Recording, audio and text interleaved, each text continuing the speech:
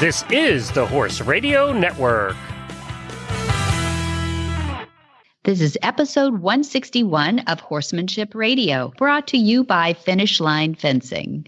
Horsemanship Radio is a part of the family of the Horse Radio Network. And today we have Juliet Getty, and she's one of our regulars now. She's going to talk to us a little bit about stress in our horses. And then we've got a new guest, a gentleman that's never been on before, and he's on fire.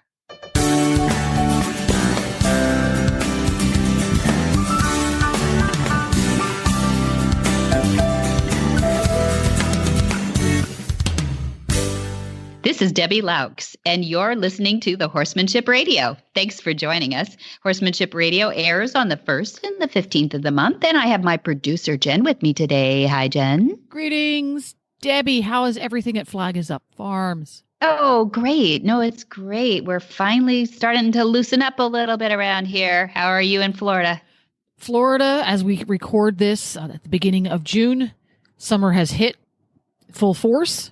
So you want to go back inside. we're sweltering just a little bit right now because that's what it does here.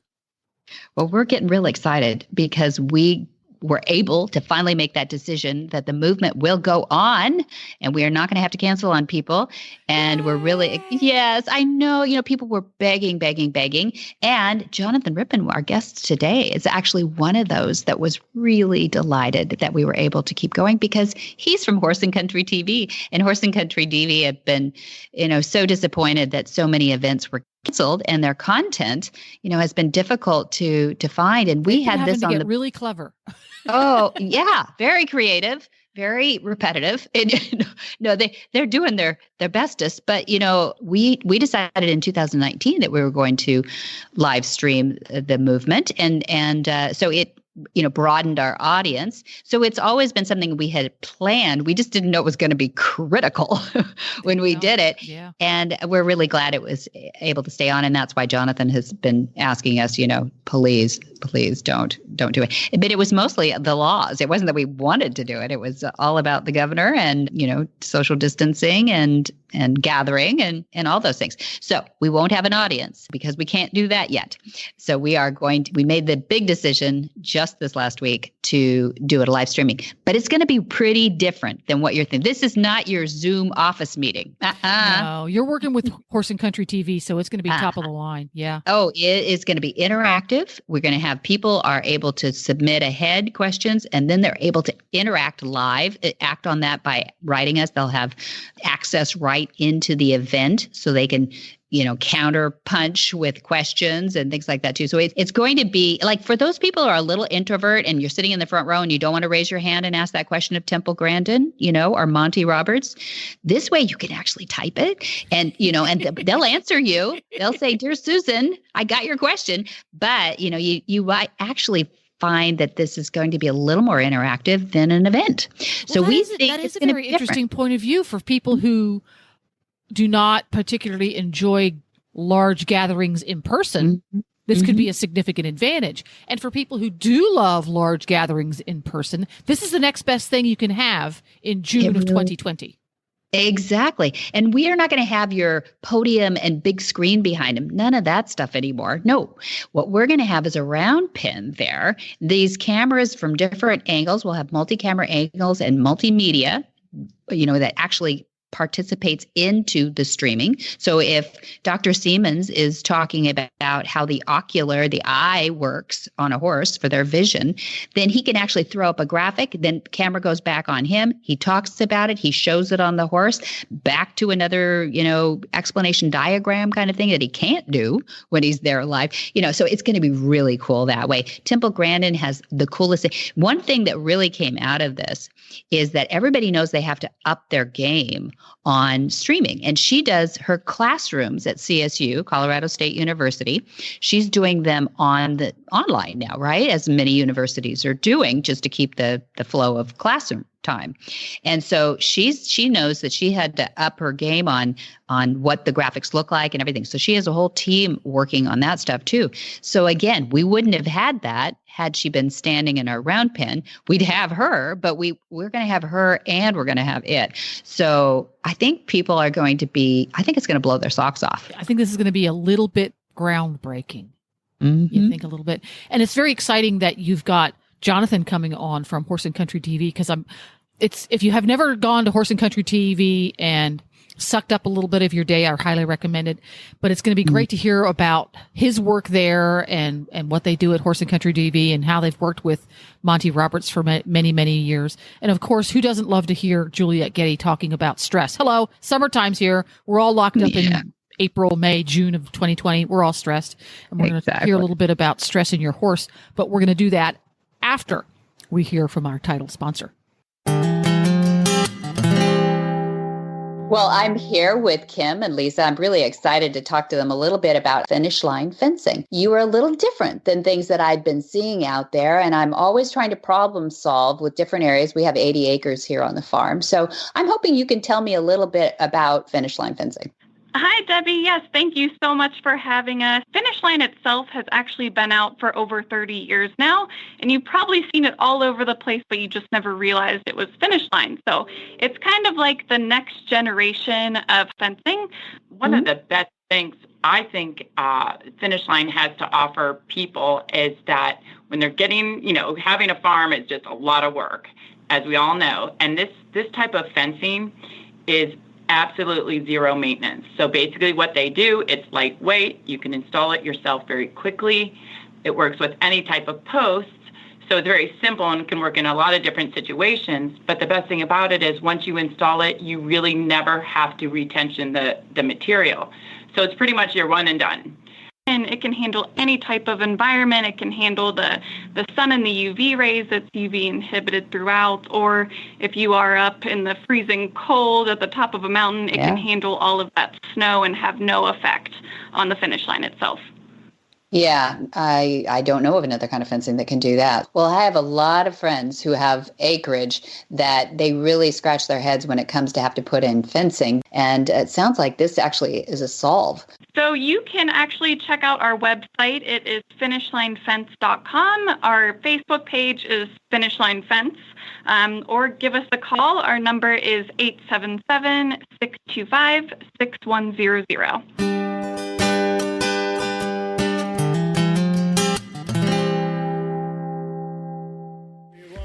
Set a flame to this, let it burn to bits, ignite the night, 'cause I can feel the fire. Set a flame to this, let it burn to bits, ignite the night, 'cause I can feel the fire.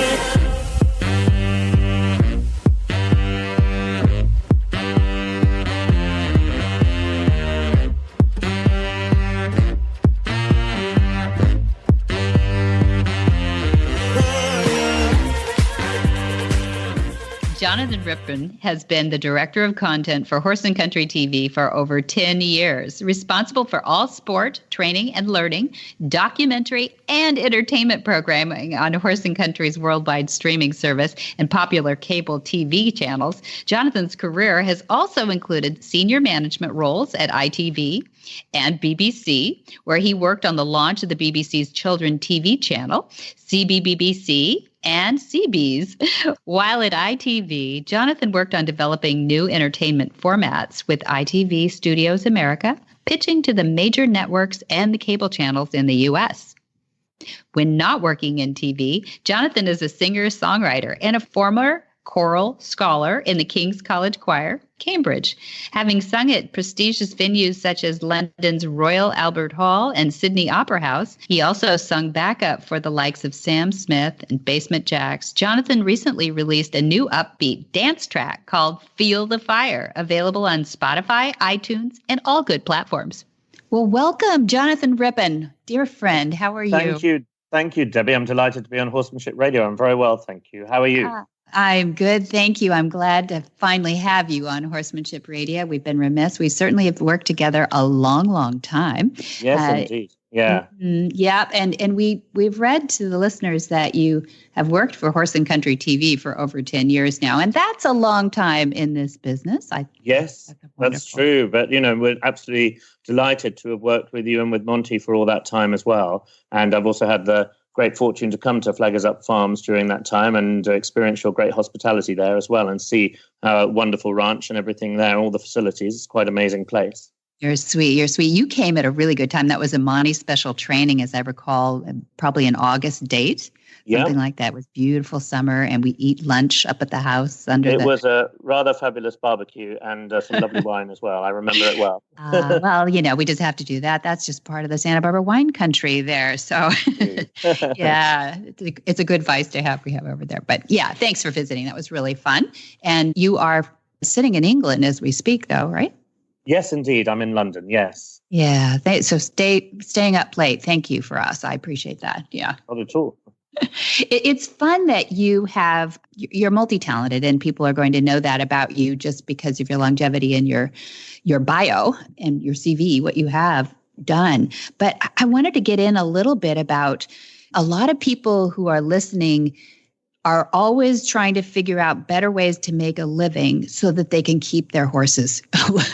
and that's the biggest impetus for a lot of people. There's people that are blessed to have a training background and work with horses all the time. But a lot of us go out and fetch a living in order to go back and support our horse habit, as we call it. Yeah, I understand. But where did you have horses in your background, if at all, before you came to the country? I personally, I didn't. I have television and content, I guess, in my background. I've worked in TV for over 20 years here in the UK, including working at the BBC and ITV in senior management roles there. And indeed, when I was at ITV, worked on developing global formats for the company and had the opportunity to work with ITV Studios America as well, which was very exciting at that time, and pitch new format ideas to the networks and cable channels there. But I was approached to be head of programming. I'm now director of content at Horse and Country, really because during my career, I'd worked in lots of different areas in TV, and specifically both in the broadcast side and the production side. So I've both produced shows, developed shows, and also scheduled channels. And at the BBC, my boss and I created the two children's digital channels, CBBC and CBeebies, for example. And I think it was the mix of those sort of skills that Heather Killen, who is the CEO and chairman of Horse and Country, was what attracted her to offer me the position, and which I was delighted to do because it's a wonderful opportunity at H&C. I mean, we do with a very small team what other bigger television channels would do with a team 10 times the size. And we're an extremely passionate team at Horse and Country. I'm very proud of everything we've done and achieved. And so, it wasn't from a horsey background, but having been there for over 10 years and having been to numerous horsey events, which I love, and I now feel that I've got horses in my blood, as it were. And I love, whether it's show jumping, eventing, dressage, or indeed horsemanship training. I really love watching it. And what I love best of all is the passion that people have for it. And I feel that I've always worked in areas where people have been passionate about that area of content. Right.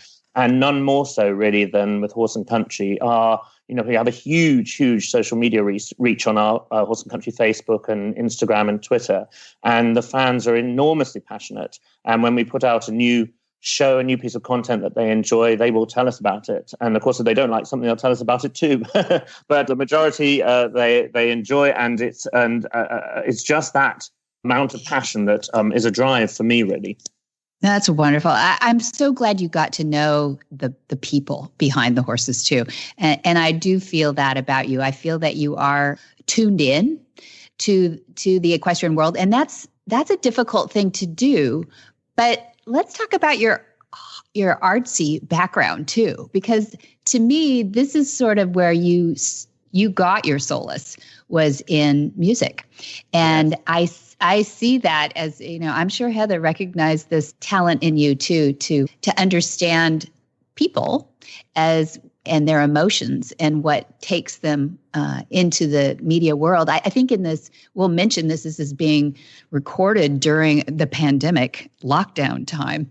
And I think media has become more important in people's lives probably than any other time because we're so dependent on our music, our TV, everything that's going on that's coming into the house and, allowing us escapism a little bit. So what is it about your music that gives you solace? Well, I've always thought that music is the one universal language. It's the one thing that I've never met anybody in my life who doesn't enjoy some form of music. It's the one thing that unites everybody, I believe. And that's a wonderful thing in itself. And my parents were both professional musicians. My father was an opera singer. My mum is a pianist and teaches piano as well. And she taught me music, and my brother as well. And, I have played violin, clarinet, and piano, and singing is been my main thing for many years. And music has brought me incredible joy, and it just does. It's such a powerful emotional experience and a sort of personal association that people have with music. When people tell you about their favorite songs or their favorite pieces of music, whatever type, whatever genre of music they enjoy, they'll always tell you with enthusiasm and how much it means to them, and they remember it the first time they heard it and things like that. So I think it's that hugely powerful emotional memory experience with music. And in the same way that I've always loved television, and it was my dream job to work in TV and to run a television channel. So I'm fortunate to have achieved my dream job.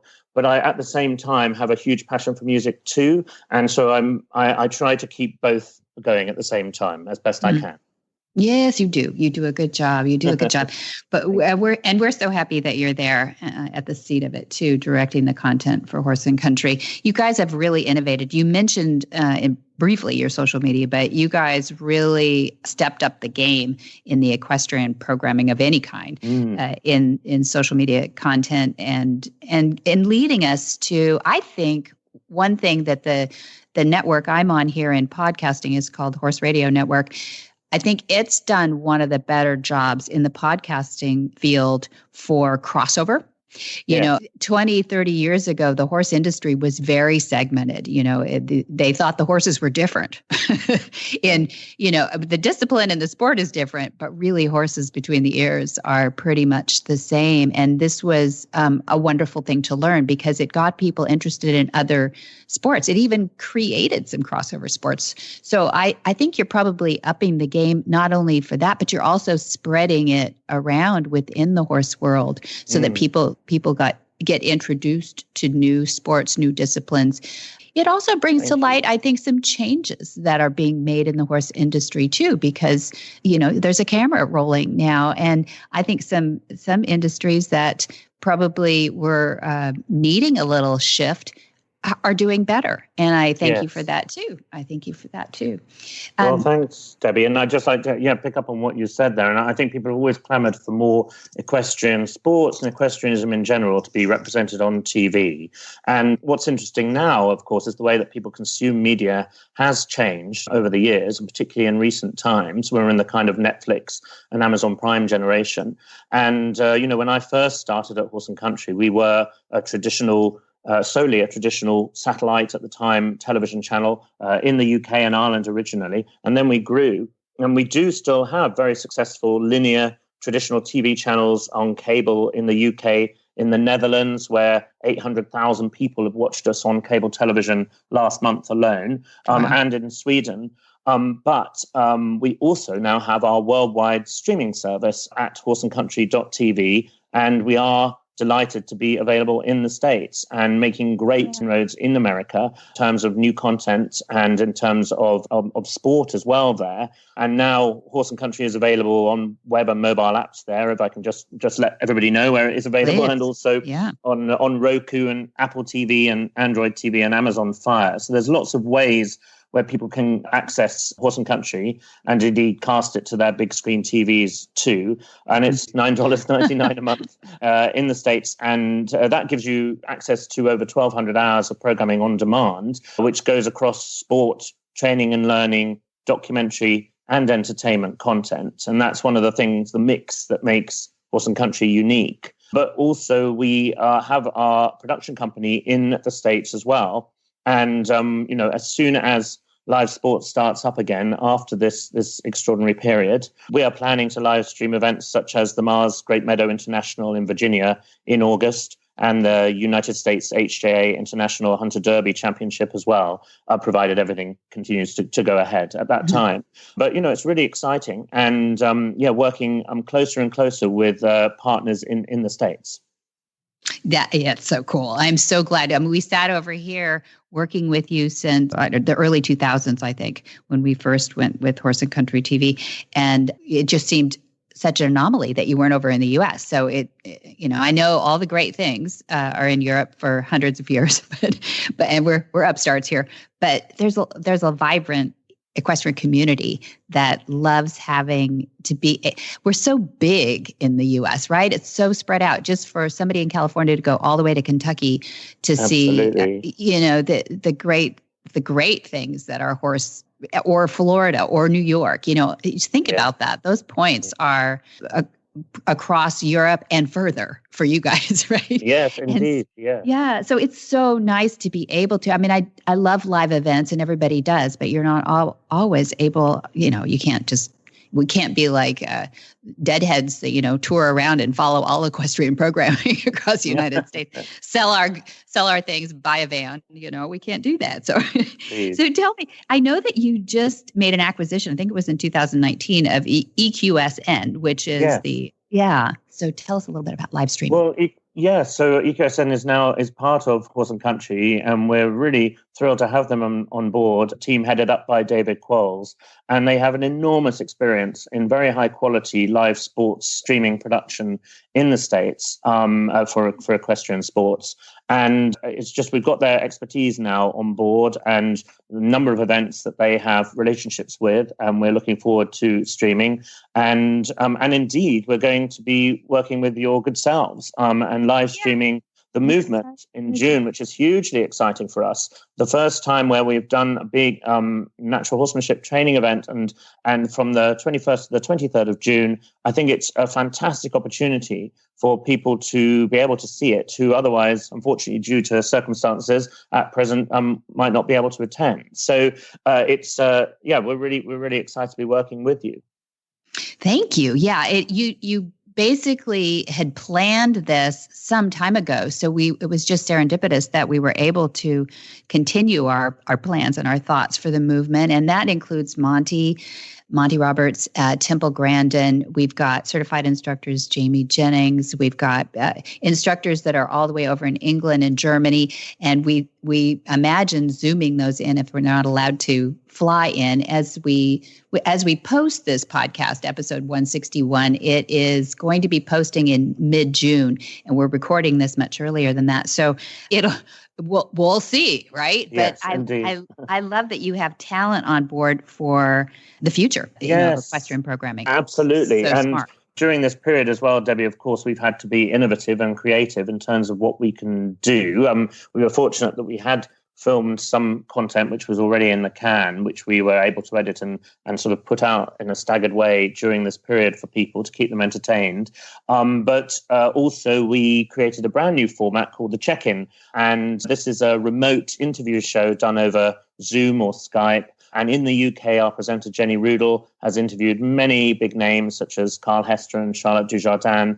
And we are working with our American presenter, Katie Stazak, who's absolutely brilliant, based in Florida. And she then has so far interviewed the likes of Stefan Peters and Laura Kraut and Ashley Bond and BZ Madden and Bill Maroney, the CEO of the USEF. And we're very much looking forward to having Monty on the show as well, celebrating his birthday, which will be a wonderful thing. And it's been a really exciting format, and people getting used to slightly more what I call lo-fi production values, people doing things over Zoom and the like, but they've become so used to it. It's become so much part of our lives in this sort of new normal, as it were, that I think it's just been an opportunity to rethink things and just do things that previously would have been concerned about the production values and things like that. But it's been a great opportunity in that way. Yeah. Yeah, we've all got our little home studios set up now, and Yes, and we indeed. forgive the backgrounds or the babies occasionally That's right. that go through. It's okay. Yeah, but it's really exciting. So, what else does Horse and Country? Anything that you can share that's coming up in the offing in the next year or so for us horse? We can't get enough of. Yeah. Well, I'm just thinking of things I can talk about right now. We've got we hope to do a new series of our very popular format, the All-Star Academy, which is like our kind of reality TV series on H&C. People audition to be on the show, and we choose a number of contestants, and they come to Talland, the big equestrian centre run by Pammy Hutton in England, and she puts them through their paces there. And we're going to be doing another version of that, maybe a kind of spin-off series of that, hopefully to be filmed later on in the year. And we recently did a training program with the eventer Pippa Funnel, which was enormously popular. Yeah. And we're going to be doing a second one of those as well. And there's a lot of training shows and also entertainment formats and documentaries in the pipeline. Great. Okay, cool. That's something to look forward to. And how do people get a hold of Horse and Country now? Remember, us horse people, we're low tech. Sure. So website. Well, the easiest way is via our website, which will tell you exactly where you can watch it anyway, but you can subscribe on our website. Our website and our streaming service are one and the same. So if you just simply go to horseandcountry.tv, that's all spelled out, horseandcountry.tv. That if you go there, it'll basically tell you everything you need to know. But you can subscribe directly there and then watch it on your laptop or download our app and watch it on your mobile. And as I say, also, if you have Roku or Apple TV, Android TV or Amazon Fire, you can watch it on any of those platforms as well. Perfect. Okay. And you can go see my dad. Backstage Pass. He's been doing that Backstage Pass for a long time. And basically the format there is that we have a wonderful Lex Beckett is somebody that you recommended, I think, too, a videographer in England who has followed him all the way around the country and filming from the perspective as if you're backstage pass, watching Monty come in, talk to the people. And it's a nice format. It feels like you're on tour with him, which is kind of cool. Yeah, I think it feels like you are literally backstage, and it's kind of a unique view and a unique insight into it. And people love that show. Well, Monty's just perennially popular on H&C. He's got such a fantastic personality and such a unique way of expressing horsemanship and getting it across to people in a very gentle and also formative way. Very nice. Thank you very much. Well, he is a horse, after all. Yes. So we all we love him for that.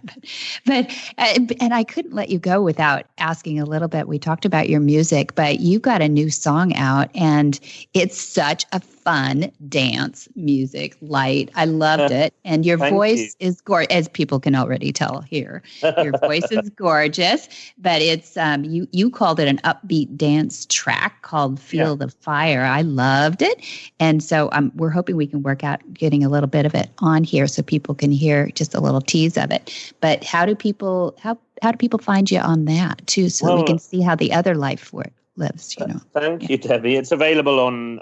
I'm on Spotify and all the other sort of major platforms: iTunes, Amazon, Google Play, and Bandcamp, and under my full name, Jonathan Rippon. And the track is called "Feel the Fire," as you said. I'm really proud of it. I'm really excited about it. It's had over 2,500 streams in 12 days or so, and like over 1,100 monthly unique people listening to it around the world. And so, I'm just really thrilled, and a lot of people in the States actually. And it's something a song I wrote with a friend called Ollie Shelton, who also produced it, and it's got a very catchy sax riff in it. And a lot of people tell me it just makes them want to get up and dance. And I know people who've used it as their kind of running track when they've been doing their exercise and stuff as well. So, and it's getting some radio play as well in the UK this week, which is fantastic. So it's just been really exciting experience. Yeah, congratulations on that. I hope that is just a little inkling into more that you get to do too, because we love to see people happy and dancing and having fun during this time. So it's a great time to give us a little infusion of Feel the Fire. Thanks, nice. Debbie. Yeah, I think anything that can keep spirits up is a good thing. Exactly. Well, you do, Jonathan. You're great. And I appreciate you being on here. And we'll have you back again. I would love to. We'll talk more about what Horse and Country's been up to. And it'll be after the movement. So we'll get to talk about our experience with that too. And that'll be fun. Fantastic. I'll look forward to it. Thank you for having me on the show. Yeah. Thanks for being on Horsemanship Radio. Cavallo hoof boots are easy to get on and stay on in all types of terrain and activities. Unique drainage slots allows water to drain out quickly, and they are super easy to take off too. With Cavallos, you spend your time on the trail with your best friend, not wasting time putting on complicated hoof boots. Cavallo hoof boots come in 3 durable upper options and 2 sole widths. You get confidence and security with their Best Boot ironclad warranty. Cavallo hoof boots take you where you want to go. Juliet Getty is an independent equine nutritionist with a wide U.S. and international following. Her research-based approach optimizes equine health by aligning physiology and instincts with correct feeding and nutrition practices. Dr. Getty's goal is to empower the horse person with the knowledge to provide the best nutrition for his or her horse's needs. Dr. Getty is the author of the comprehensive resource, Feed Your Horse Like a Horse, as well as the 7 topic-centered Spotlight on Equine Nutrition series of booklets. She also offers an informative e-newsletter, Forage for Thought. Her website, GettyEquineNutrition.com, provides a world of useful information for the horse person. Well, welcome back, Dr. Juliet Getty. I'm so glad to have you on. This is a touchy topic. How are you? Yes, thank you, Debbie. It's always a pleasure. And yes, it is a touchy topic, and I'm really looking forward to sharing some good information with your listeners today. Thank you. You're a genius, honestly, Juliet. And I have friends now. Friends whose lives are changed by you. So I know people pay attention to your articles that you write and the book and everything. That your website is amazing. But when you rescue somebody's horse, you're put into another stratosphere of expertise because it's so personal. And that's what I love about your topics is that you're very candid with us, and you help us get past those things that are, we anthropomorphize, don't we, about our horses? We treat them like humans sometimes. Yeah, well, we do, but we also need to understand that they are in captivity, and so they develop behaviors that respond to our behaviors. So yeah, well, thank you for that. I mean, my goal is to improve the quality of the horse's life and to improve the interaction between the horse and the horse owner overall. Yeah, and you do that well. And so today I asked you to address, maybe it was an article that you and I read, and that's it. And stress was the word that nobody wants between our horses and ourselves. And there are certain things like hormones that can create stress in our horses. Certainly, we're going to talk today about what we put in our horses or allow them to eat. It's going to be part of it. But kick us off with what was your knee-jerk reaction when we were comparing notes on this article about stress and horses? Sure. Well, there was a quote in the article that really impacted me. And the author basically said that people do not know much about the biological or the ethological needs of animals in captivity. Ethological refers to the study of animal behavior. So when a horse is in captivity versus a horse running freely in the wild, the horse picks up on our cues. And so they get really accustomed to the routines that we instill on them. And I think that we really don't appreciate how important that is to the horse. So for example, and what was emphasized in this article is that if you are feeding your horse a meal of some grain or a commercial feed or whatever it is, and you feed at 7 a.m. and then again maybe at 5 p.m., and you do this every day, then your horse expects that. Mm-hmm. And if you run into a situation where you cannot feed at that particular time of day, then the horse suffers. And so I want to talk about the stress response that occurs during that and emphasize that every effort should be made to feed the horse consistently. Not only the consistency regarding the food, but the times that you have imposed on the horse's behavioral patterns. Okay. All right. So we all try to do that, but what's the hole in the try? Life gets in the way. It sure does. So that happens. And what should we know about our horse's response to that besides they're stressed out because, it's a predictable thing in their life and they like predictable, right? They do. They like predictable and they get to come to expect certain things.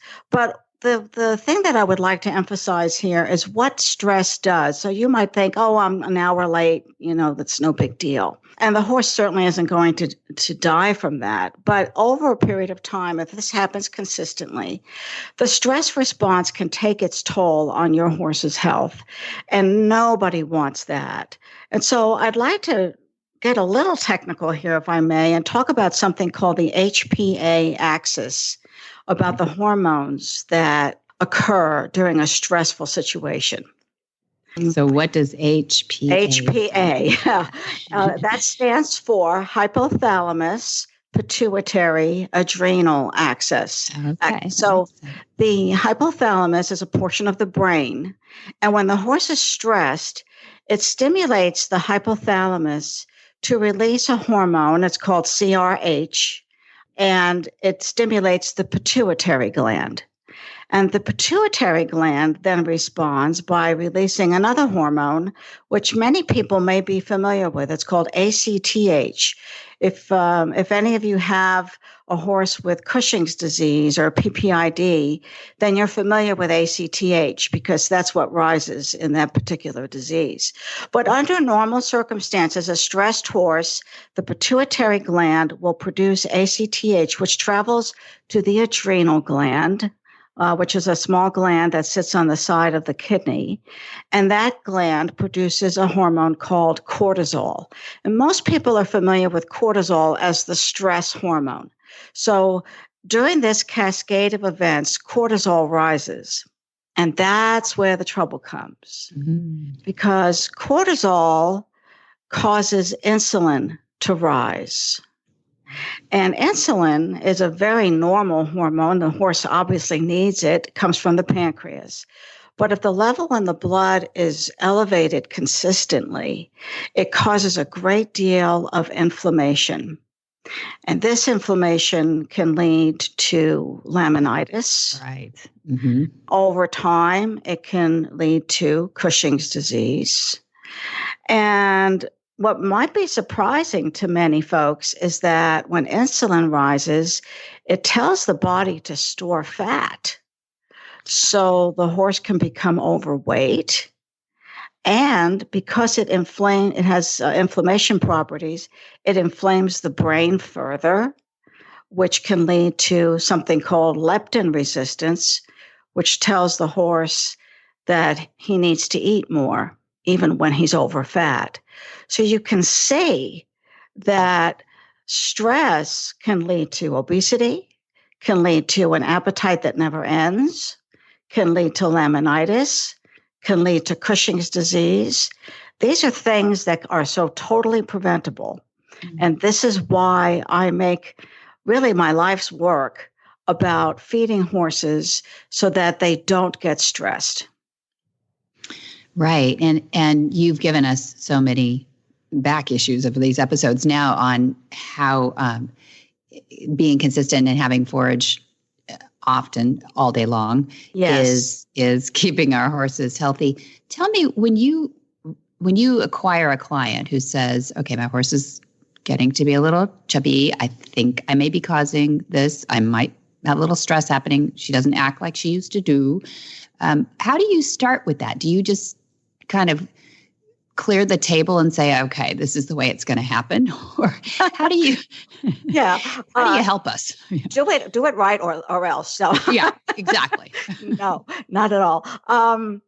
Well, the first thing I do is discuss the horse's history. And Because if a horse, say a horse owner acquires a new horse, wants to feed that horse correctly, but the history of that horse involves where the horse was restricted with forage. And so that horse is damaged. So we have to realize that. And that means a damaged horse is going to take longer to heal than a horse that has been fed properly all along. And maybe it's just getting too many calories. We just need calories, yeah. Okay, so you're not a chubby horse, but a horse that's actually maybe had that leptin affected in their brain, so that they actually now have a problem in their.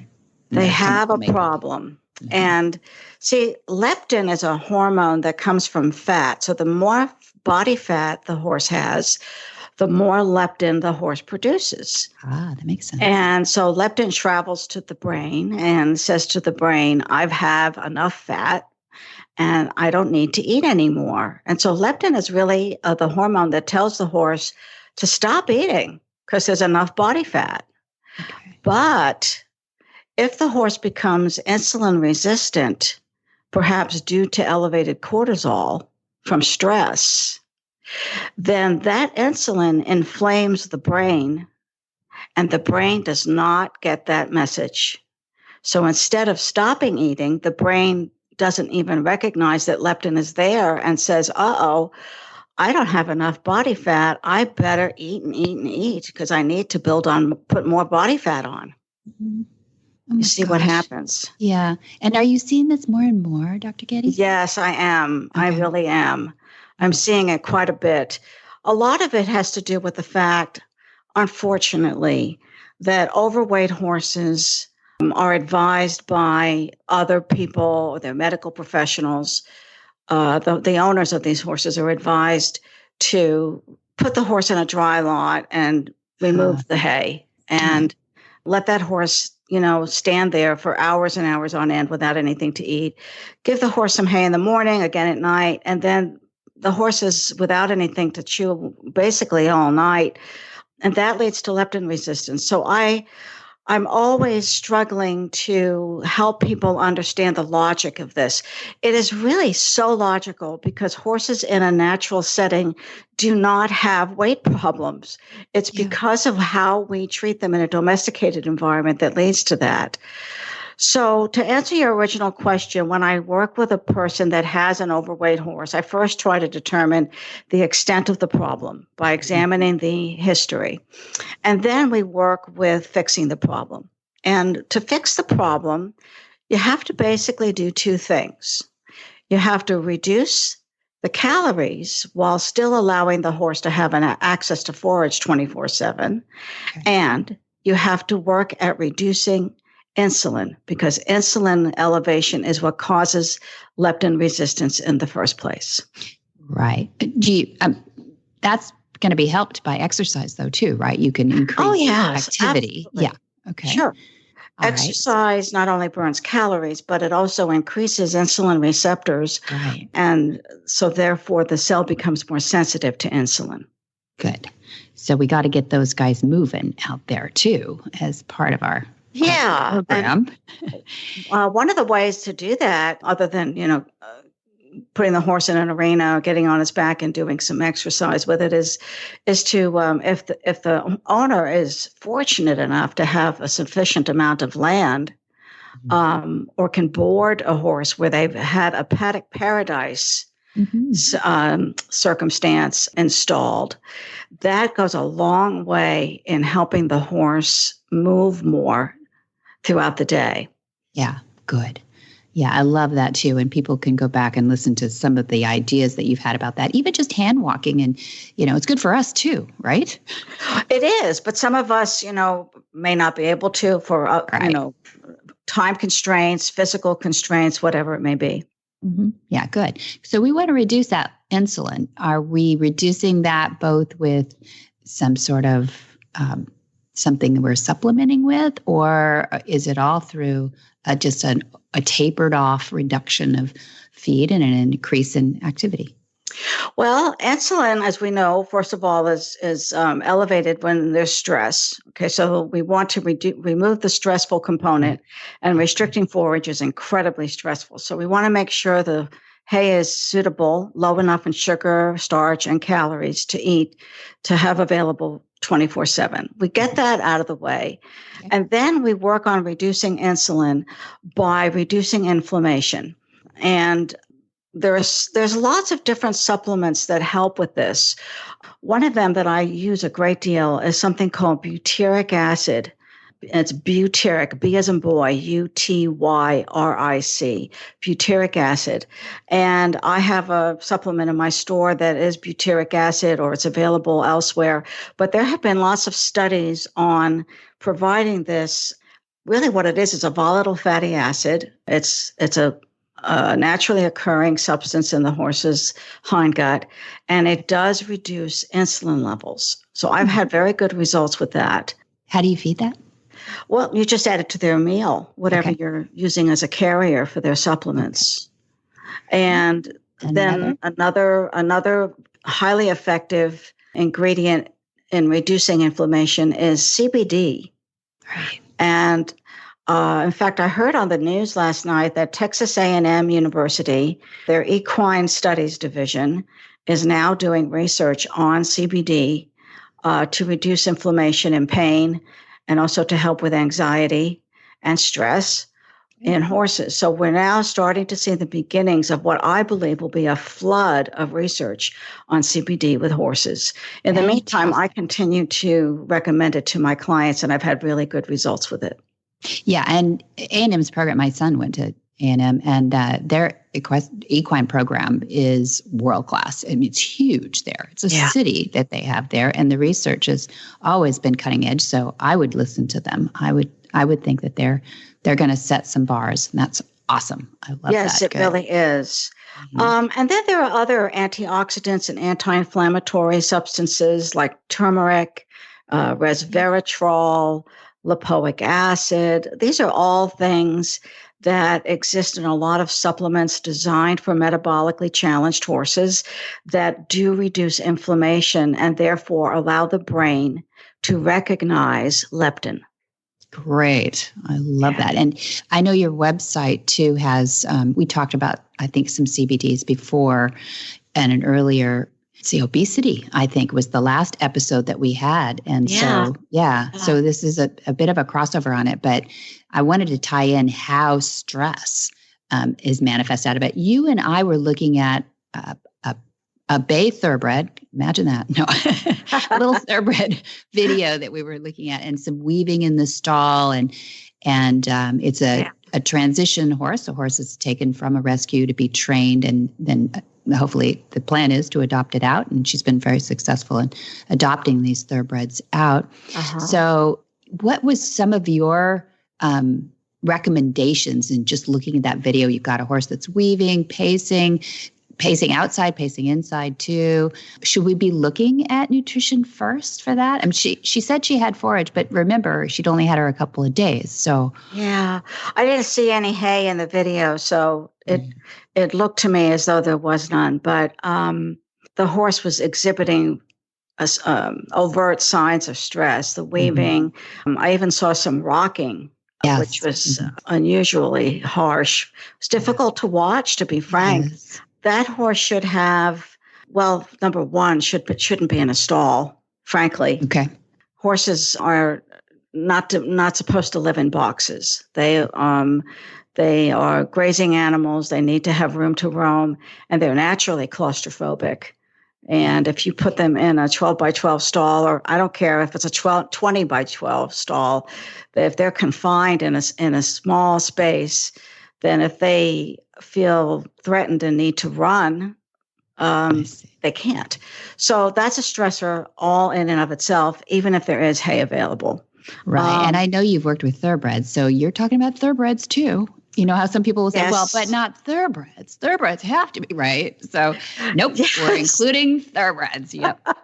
Well, all horses will run and get out of the way when they feel threatened rather than stick around and fight. You know, that's that's their flight response, and that's an instinctive response.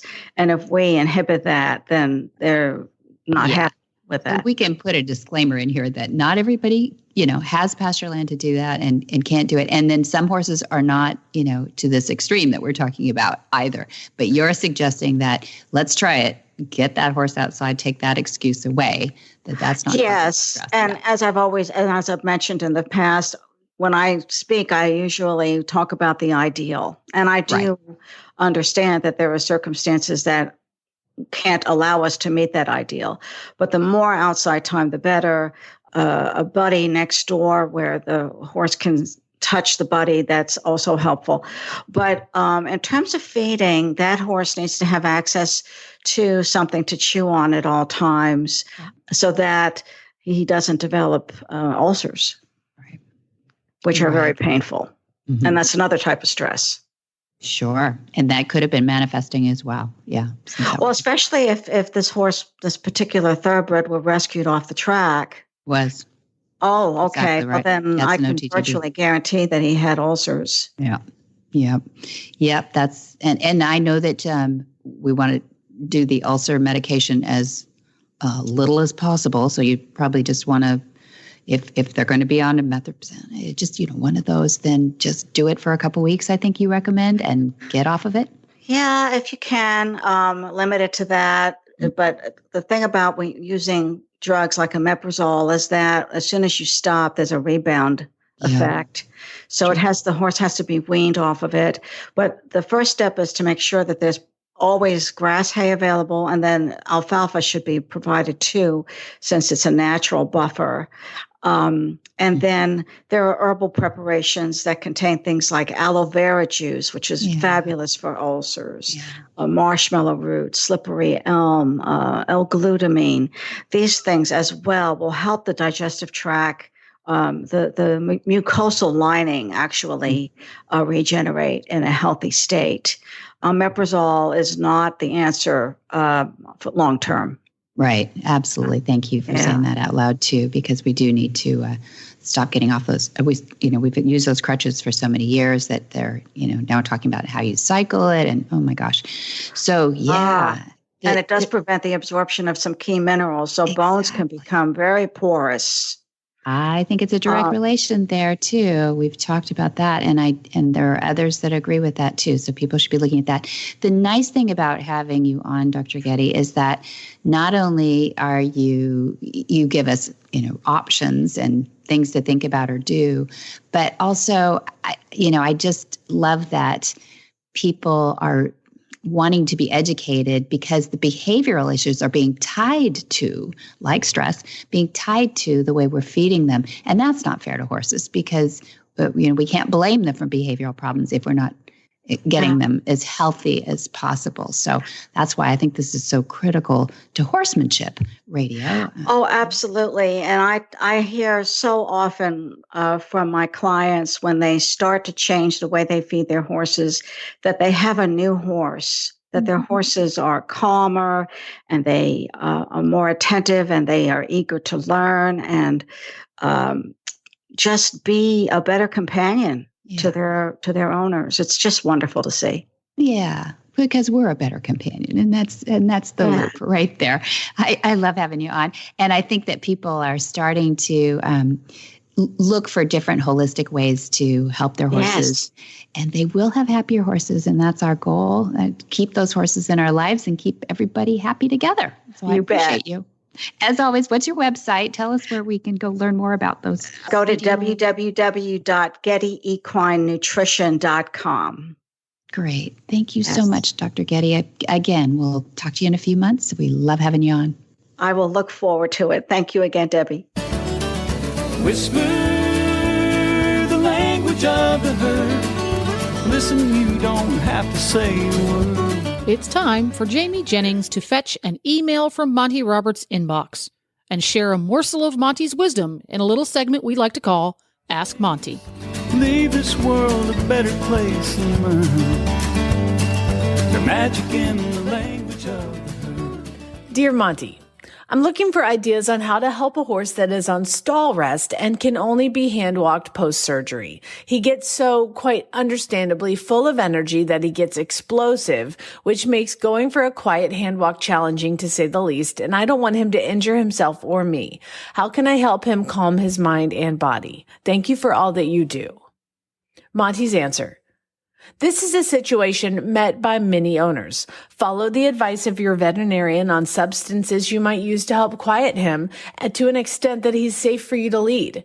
There's never an easy answer, but a conversation with your vet might suggest that a tranquilizer is necessary. You might think that this may be harmful, but I promise that the horse's hoof landing on your head is far more harmful.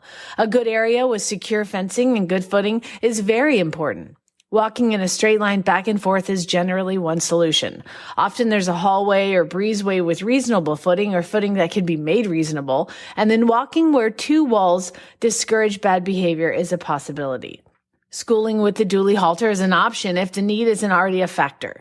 Studying my methods will find the use of the dually halter to be a safety measure practically unsurpassed. For more of these insights into good horsemanship, go to MontyRoberts.com and click on the words Ask Monty at the bottom of the page.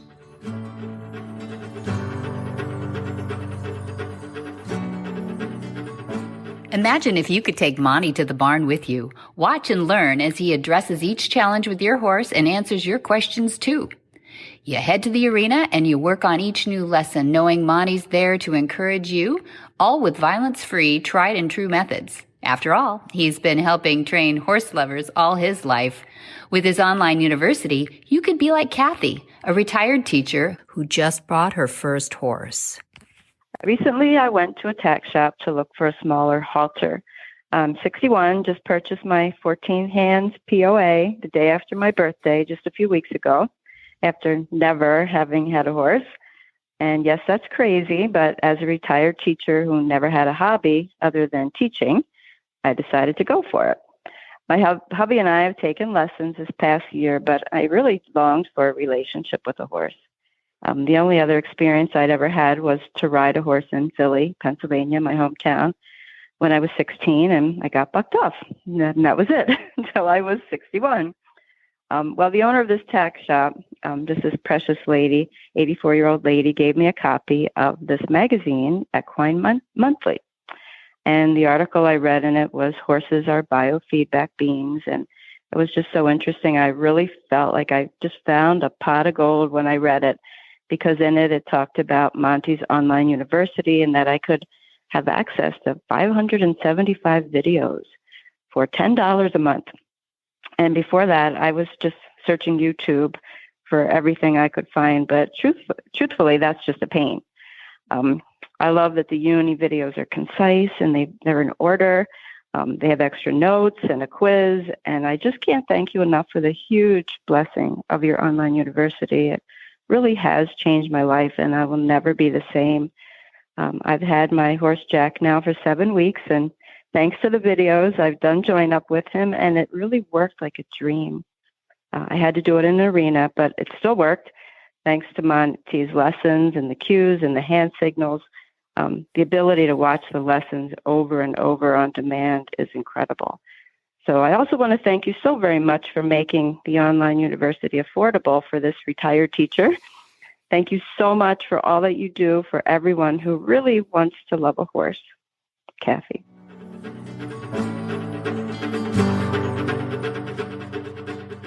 What in the wide, wide world of sports is going on here?